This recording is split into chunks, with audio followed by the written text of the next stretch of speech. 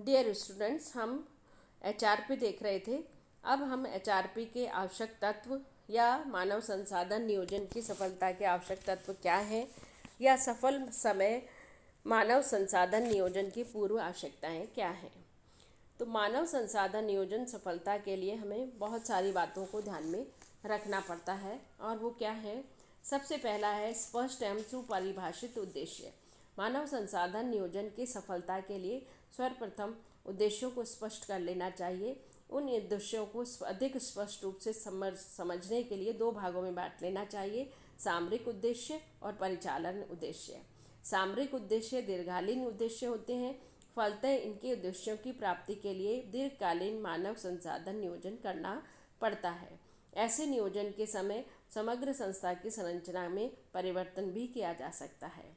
परिचालन उद्देश्य अल्पकालीन उद्देश्य होते हैं, जिससे दैनिक क्रियाओं के लिए मानव संसाधन का नियोजन किया जा सकता है।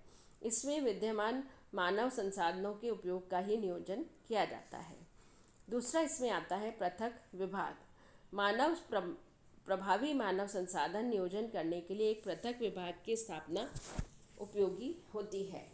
कुछ पृथक विभाग का दायित्व एक उच्च स्तरीय प्रबंधक को सौंप देना चाहिए। यह विभाग संस्था के विभिन्न विभागों के कर्मचारियों की भावी आवश्यकताओं का अध्ययन कर उनमें यथा समय आवश्यक एवं योग्य कर्मचारी उपलब्ध कराने में सहायक होगा।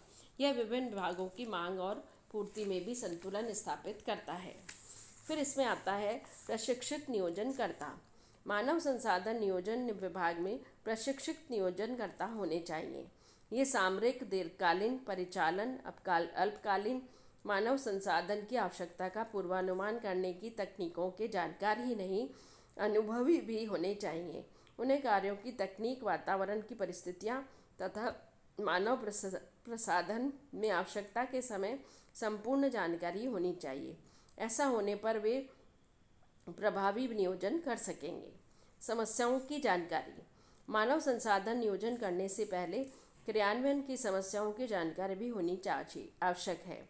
ऐसा होने से नियोजन प्रभावी और सफल हो जाएगा। अतः नियोजकों को श्रम बाजार की स्थिति, प्रतिभा संपन्न व पेशेवर व्यक्तियों की उपलब्धता, संस्था के ऐसे व्यक्तियों की नियुक्ति करने का क्षमता, नियोजन के अनुरूप कर्मचारियों की प्राप्ति में लगने वाला समय इत्यादि बातें, समस्याएं के संबंध में आवश्यक जानकारी कर लेनी चाहिए। प्रभावी सूचना प्रणाली। मानव संसाधन नियोजन की सफलता इसके लिए भी इसके पूर्वानुमानों पर भी निर्भर करती है। अतः सही पूर्वानुमान के लिए सही सूचनाएं यथासंभव उपलब्ध होनी आवश्यक है। अतः मानव संसाधन में आंतरिक विभाग एवं बाह्य विभाग में सूचनाओं का निरंतर प्रवाह बना रहता है। सभी कर्मचारियों की योग्यताओं से संबंधित सभी सूचनाएं उनको उपलब्ध होती रहती हैं। आवश्यकता या उपलब्धता के संबंध में सभी सूचनाओं में उपलब्ध होने से बाह्य वातावरण में होने वाले परिवर्तनों एवं तकनीकी विकास एवं मानव संसाधन विचार और नीतियों आदि में परिवर्तन करने के संबंध में सूचनाएं यथासमय उपलब्ध करवाई जानी चाहिए। पर्याप्त संसाधन। प्रभावी मानव संसाधन नियोजन के पर्याप्त कर्मचारी, पर्याप्त संसाधन यानी साज सामान, उपकरण, कंप्यूटर, वित्तीय प्रावधान आदि होने चाहिए। उच्च प्रबंधकों का समर्थन। मानव संसाधन नियोजन का सफलता के लिए यह भी आवश्यकता है कि उस उच्च प्रबंधकों का समर्थन प्राप्त हो रहा है या नहीं। उच्च प्रबंधकों का समर्थन प्राप्त होने से ऐसा नहीं होगा कि इस नियोजन की सफलता संदिग्ध रहेगी। ऐसा होने पर उसके लिए आवश्यक सभी संसाधन उपलब्ध होंगे। नेक्स्ट है संस्था के नियोजन का अभिन्न अंग। मानव संसाधन नियोजन की सफलता के लिए यह भी आवश्यक है कि उसे संस्था के समग्र नियोजन का अभिन्न अंग बनाया जा सकता है। ऐसा करने से संस्था का नियोजन भी आसानी से क्रियान्वित होगा तथा मानव संसाधन नियोजन भी सार्थक हो जाएगा। अन्य विभागों से संपर्क या अन्य विभागों से कोऑर्डिनेशन, समन्वय। मानव संसाधन नियोजन तभी प्रभावी हो सकेगा जबकि संस्था के अन्य विभागीय विभागों के साथ प्रभावी समन्वय हो।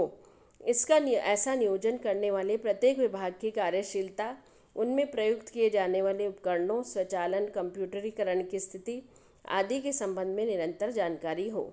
इसके अतिरिक्त प्रत्येक विभाग में कर्मचारियों की आवश्यक संख्या तथा वास्तविक संख्या की जानकारी भी होनी चाहिए, ताकि मानव संसाधन नियोजन पर्याप्त, संतुलित एवं प्रभावी हो सकेगा।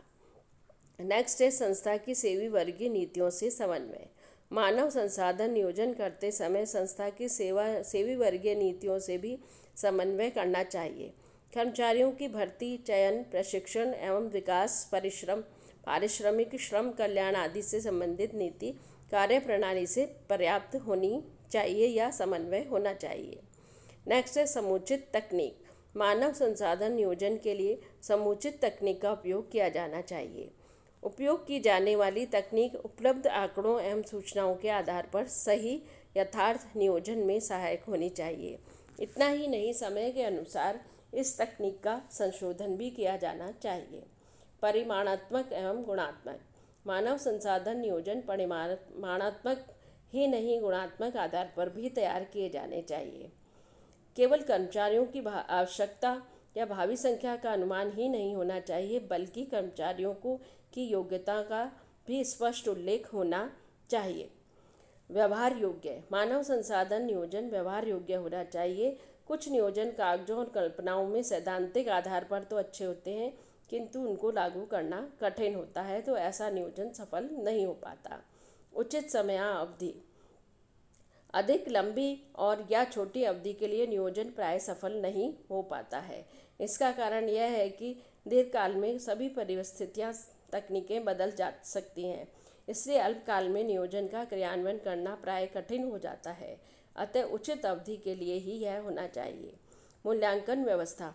मानव संसाधन नियोजन के सामयिक मूल्यांकन की व्यवस्था भी करनी चाहिए, इससे अच्छे उनको परिणाम प्राप्त हो सकते हैं। जब हमने लाभ देखे हैं मानव संसाधन के, तो अब इसके कुछ दोष या इसके सीमाएं भी हैं, वो भी हम देख लेते हैं। तो सबसे पहला इसमें जो आता है वो विरोधी मान्यता या अवधारणा। कुछ प्रबंधक यह मानते हैं कि मानव संसाधन नियोजन अनावश्यक है।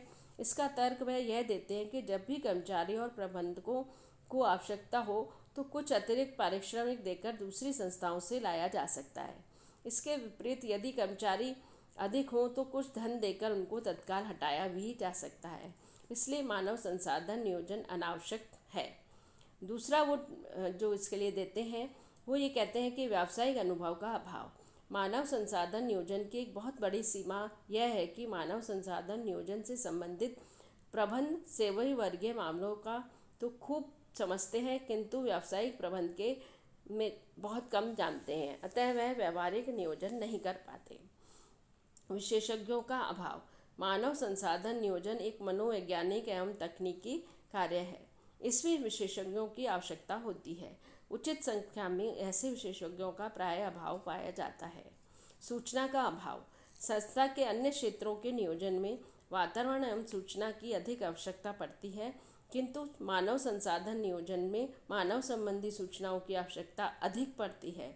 ऐसी सूचनाएं सही एवं परिमाणात्मक रूप में नहीं मिलती हैं, अतः मानव संसाधन नियोजन में बड़ी कठिनाई आती है। फिर है परिवर्तनशील परिस्थितियाँ। सभी संस्थाओं में परिस्थितियाँ सदैव एक समान नहीं रहती हैं।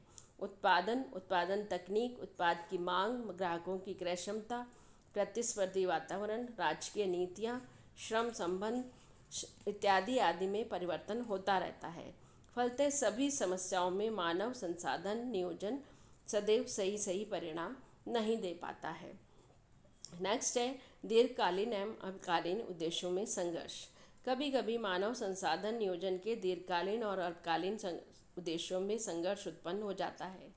दीर्घकालीन मानव संसाधन नियोजन करने से संस्था में योग्य एवं प्रतिभा संपन्न उत्तराधिकारी उपलब्ध हो सकते हैं, किंतु अल्पकालीन नियोजन में कार्यों को तत्काल पूरा करवाया जाता है, तो इन दोनों के उद्देश्यों में समन्वय नहीं होने से मानव संसाधन नियोजन खटाई में पड़ सकता है। गुणात्मक एवं परिमाणात्मक विचारधारा में संघर्ष।